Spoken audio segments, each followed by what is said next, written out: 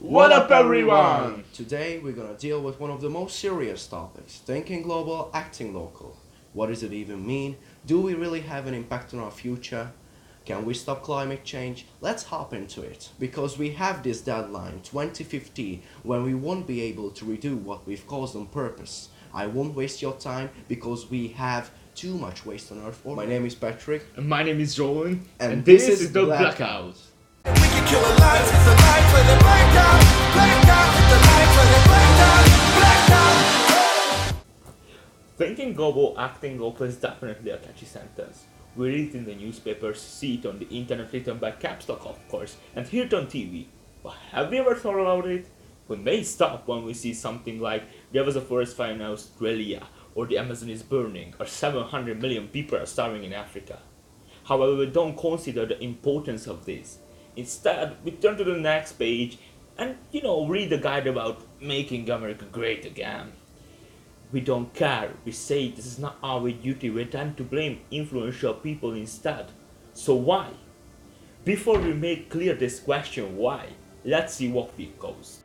Globalization has been disastrous for our environment as well. For example, importing goods from thousands of kilometers away demands ever-increasing quantities of oil, leading to overconsumption, which is devouring our rainforests, making our fresh air unbreathable, pouring toxics into our rivers, and clogging our oceans and seas with plastics. Take this straw as an example. This single-use product is too small to recycle, and as a matter of fact, it's symbolic of the 40 kilograms of plastics per person per year that we produce.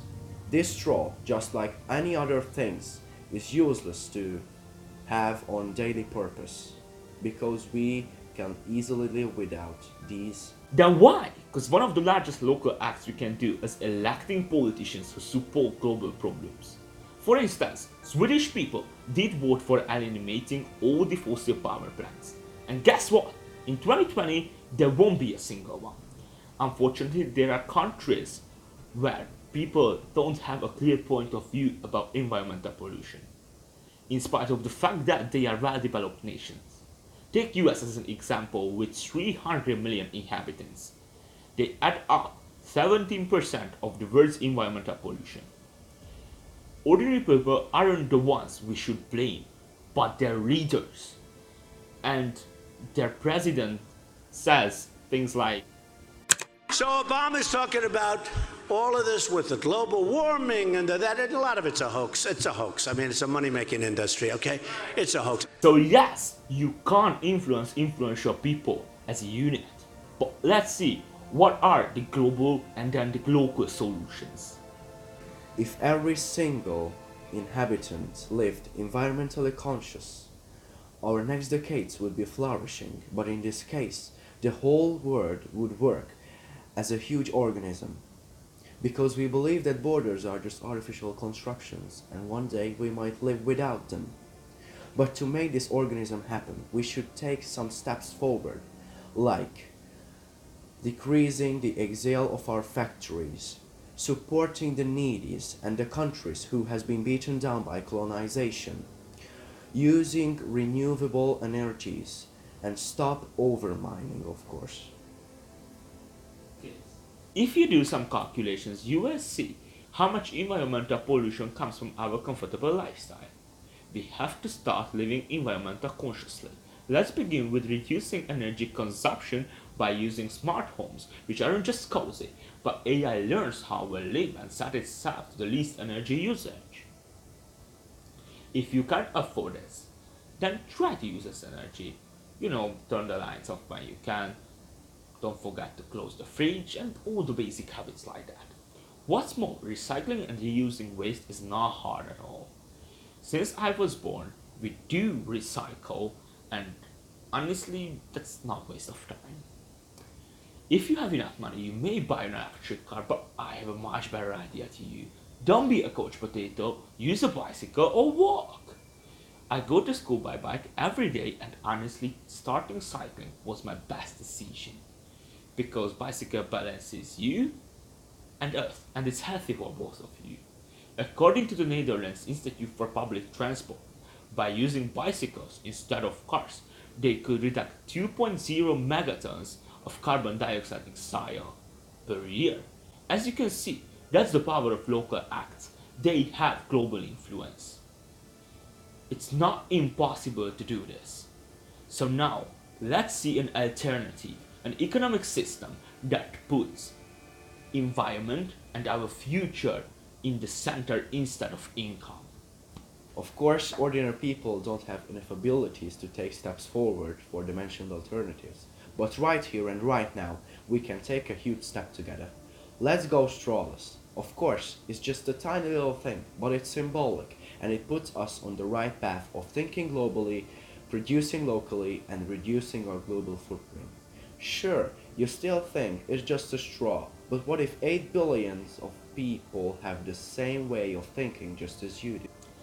We won't be hypocrites. Let us explain this. So many people talk and present this topic without any real action. Well, my classmates and us have been planning and making my school Crudy a green school. We have so much to change there. Just think of the plastic bags. We produce approximately 12,000 of them every year, and that's just one kind of waste. We could recycle useless energy, plant trees, and most importantly, educate people. That's the biggest advantage we have there, teaching. Students would learn how to make their lives environmentally friendly.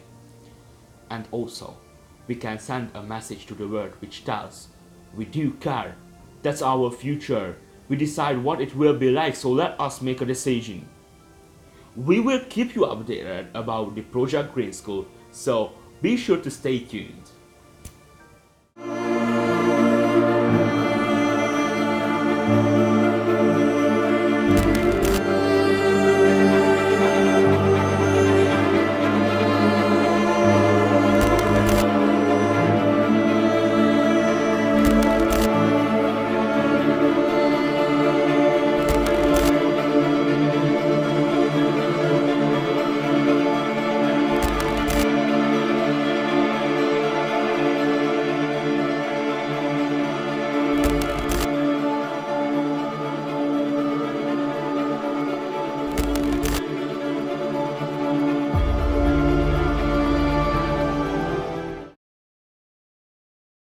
We know every first step is difficult to take, but we do consider this video as a first step for you, because right now you are still watching us, and that means you care about your future.